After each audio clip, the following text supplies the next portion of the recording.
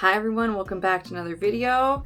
This video is going to be a look back at the 2025-2026 homeschool year. So let's get right into it.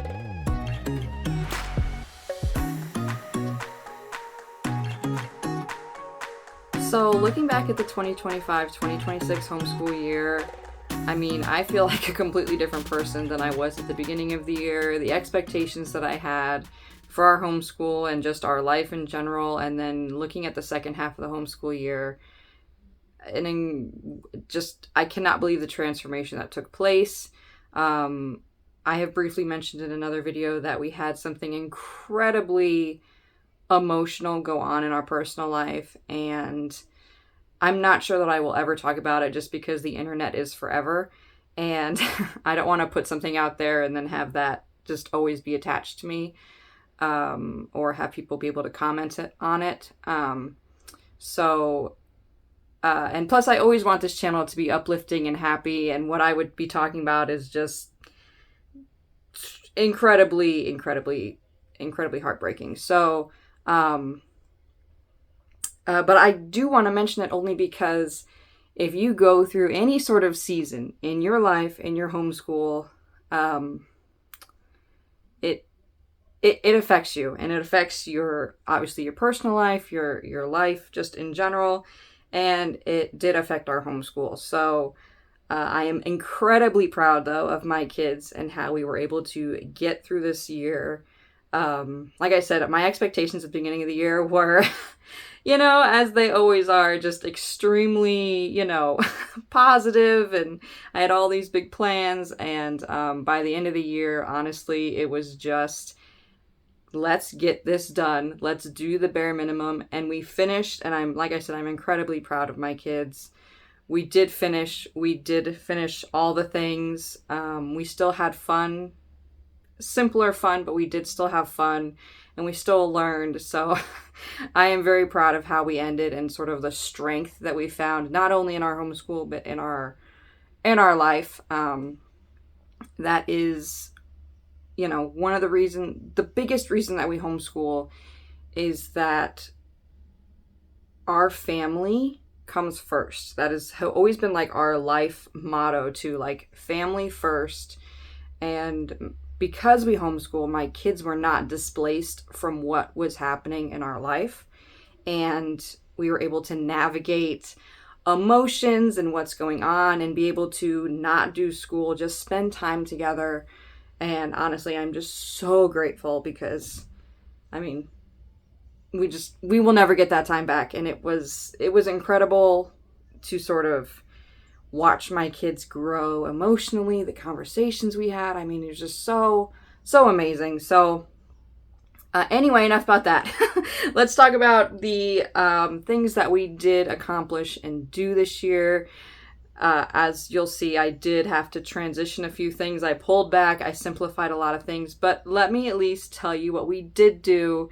If you're in a season, don't feel bad if you ever have to get rid of all the extra stuff and do the bare minimum. It is okay. Your kids are still doing things they're learning, and honestly, they're learning a lot of life stuff if you're going through any sort of transitional time in your life. Okay, so I have all the curriculum here. I was just clearing out our homeschool cabinet, and I have all my new curriculum over here that I'm going to film that video in a second too. So, okay. This past year, Mr. 8 was in second grade. Can't believe it. He's finished that up now.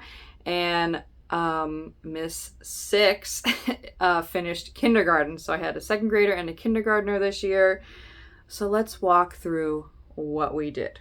Okay, so starting with our group subjects, and this is honestly where things ended up getting pulled back the most, just taking out all the extra things and keeping it super simple. So we did U.S. history this year. We did all these units. I just pulled books. We read nonfiction things. We read historical fiction. I just did a whole bunch of things.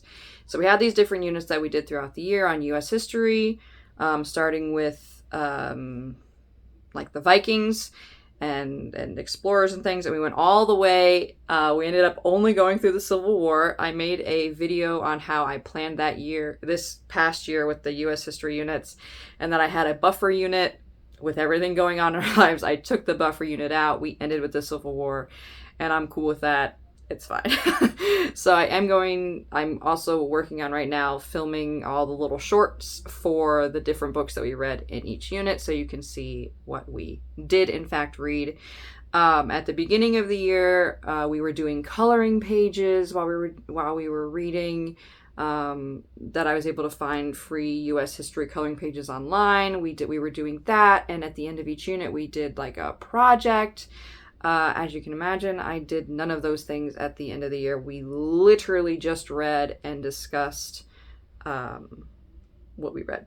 And my kids would ask questions. We'd talk about some things. I would add in extra things, that I knew. And so that's how we ended the year. It was different than how we started. But again, we still learned so much. My kids are young. I know we're going to go through U.S. history again. And I'm fine with that. So that was history. For science, we worked our way through, and I just have the books. I don't have the manuals with me, but we did Little Hearts and Hands, From the Good and the Beautiful. We did Fields and Flowers, and then we worked our way through Bones and Stones, and then we started and did not finish, and we're kind of working on it through the summer, and then, possibly have to start the year with it. Nests and Burrows. And once we finish this, we will have done all of the Little Hearts and Hands. There's 5 of them. We did the other 2 last year or year before, whatever. I don't know. Is this past year, last year? I don't know. So we did the other 2 already. We did 2 and a third this year. So like I said, we're going to try to finish up Nests and Burrows kind of during our summer break, just kind of sprinkle it in. And then, like I said, we might have to start it at the beginning of the year. I don't know. We'll have to just see where we get.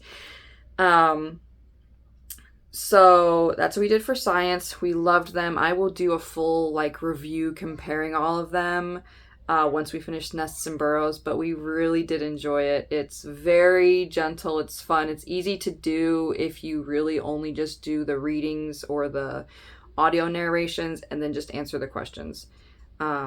I honestly think that you can do that. You can add in as much as you want. You can do the bare minimum, and it is all okay. Your kids are still learning things. So that's what we did for science. And like I said, my kids really did enjoy it. Let's see.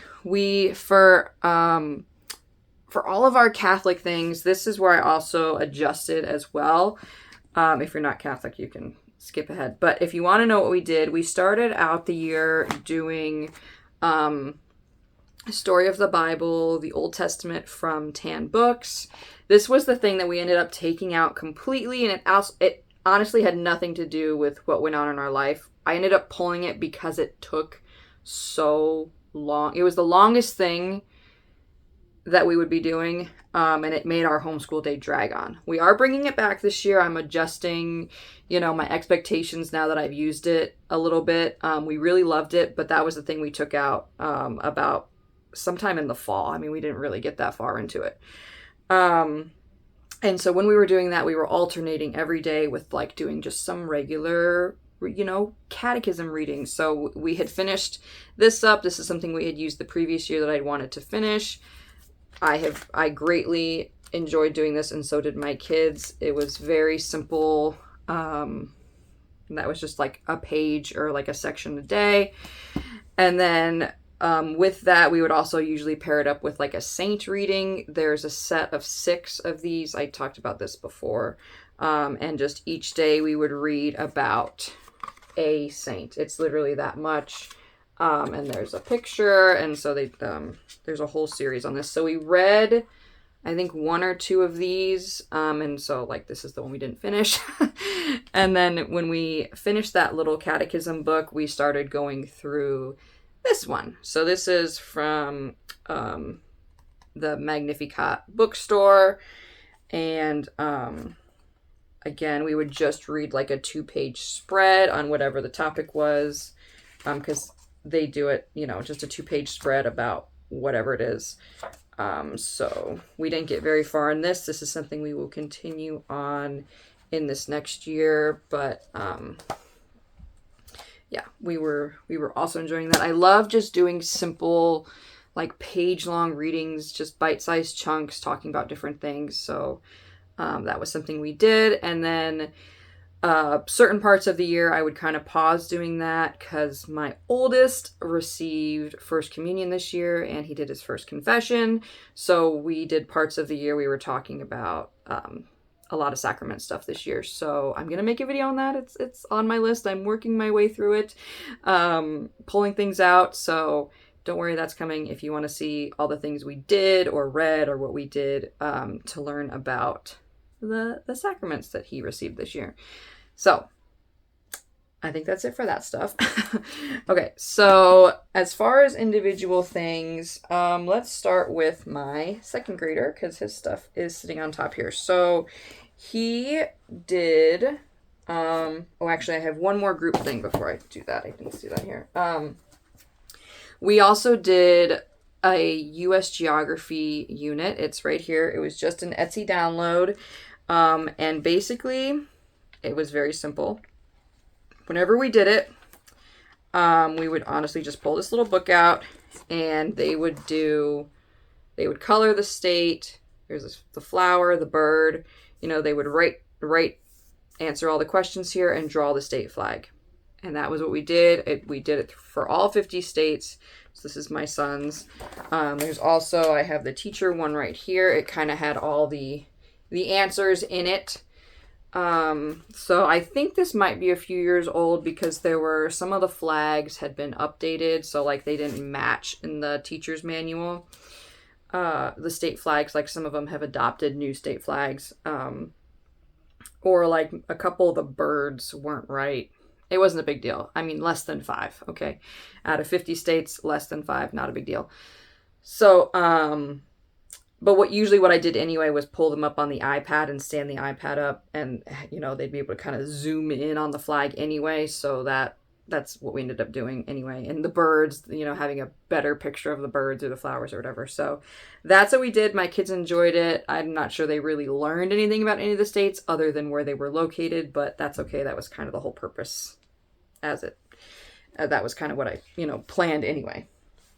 All right. So now let's talk about the individual subjects.